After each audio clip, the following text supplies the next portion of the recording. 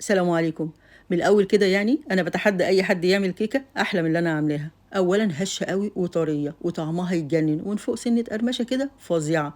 ثانيًا بقى وده المهم بصراحة ما كلفتنيش 20 جنيه. ثالثًا في 5 دقايق كنت مخلصاها وعلى الفرن على طول، ومن غير أي أدوات معقدة. تعالوا بس هاتوا شفشق الخلاط بتاعكم وهنبتدي على طول. وهنحط أول حاجة بقى في الشفشق هما البيضتين، ولازم يكونوا بدرجة حرارة المطبخ، يعني نخرجهم من التلاجة قبلها بنص ساعة كده. وبعد كده هحط كوباية إلا ربع من السكر، وعليهم نص كوباية من الحليب. أما بقى لو البيض صغير شوية خليهم كوباية إلا ربع، وعليهم تلت كوباية من الزيت، وعليهم كمان الفانيليا علشان منساش، واضربهم كويس قوي بقى مش أقل من دقيقتين. وفي الوقت ده هجيب قالب الكيك بتاعي، لو مش موجود ممكن أي صينية بس يكون حجمها صغير شوية، يعني مثلا ممكن يكون 18 علشان تبقى عالية شوية بس. وادهنهم كويس قوي بالزيت زي ما انتوا شايفينها كده.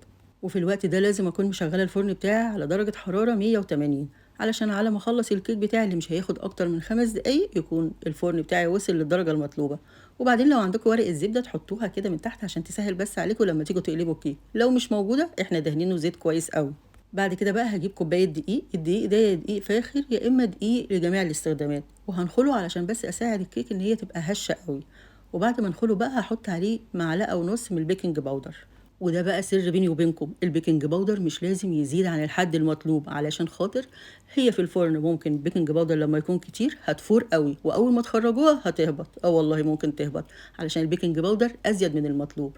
وبعدين بقى هحط عليها رشة ملح واقلب كويس قوي قبل ما احط المكونات السائلة اللي هي ضربناها كويس قوي في الخلاط. هحط شوية بشوية، وكل ما احط شوية هقعد اقلب. وده ليه يعني فضا والّا إيه؟ لأ والله أبدًا. هو كل الحكاية إن أنا خايفة يعمل أي تكتلات، وحتى لو نسيت وحطيت كل المواد السايلة مرة واحدة، هاطلّع بقى يا المضرب الكهربا يا إما الهاند بلندر يا إما بقى بالمضرب السلك ده، بس هاقعد أضرب كتير شوية لحد ما تفُك كل التكتلات.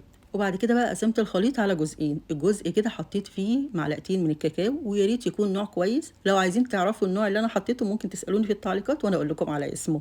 والنوع التاني زي ما هو أبيض كده بالفانيليا. وهاجيب بقى القالب اللي إحنا دهناه كويس أوي بالزيت، وكل شوية بقى هاحط حبة كده من الطبق أبيض وعليه حبة شوكولاتة، حبة أبيض وحبة شوكولاتة زي ما انتوا شايفين كده. لو عايزينه يبقى مرتب أكتر بقى ومتساوي جدا ممكن تجيبوا معيار معلقة معينة وتقعدوا تعملوا كده، بس أنا يعني علشان عايزة فعلا في 5 دقايق أتحدى بقى الكل وأعملها زي ما قلت لكم، فعملت كده. وبعد كده بقى ما خليتش أي حاجة في الطبق ولا نقطة، شايفين الاسباتيولا دي قامت بالواجب وزيادة. أي زوايد كده لازم أنضفها. وبعدين جبت عصاية شيش وحبيت يعني أعمل منظر كده زي ما انتوا شايفين، وهاضربها كويس قوي على الرخامة عشان أي فقاعات هوا تخرج على طول، وأحطها بعد كده على الفرن علشان بعد نص ساعة تخرج بالحلاوة دي مش قادرة أقول لكم. وأول ما تخرج طبعا بعصاية الشيش لازم اختبرها، ولو طلعت نضيفة يبقى كده استوت زي الفل، لو لسه فيها كده يعني بواقي لازم أسيبها حوالي 5 دقايق كمان. واول ما تبرد مش قبل كده عشان ما تفروكش ابدا بقى اقطعها. مش قادره اقول لكم كيكه سهله قد ايه وبسيطه وطعمها حلو قوي وشكلها يجنن، يعني كل حاجه فيها بصراحه حلوه جدا وكمان موفره جدا زي ما قلت لكم باقل من 20 جنيه. كنا عاملينها ومبسوطين وزي الفل.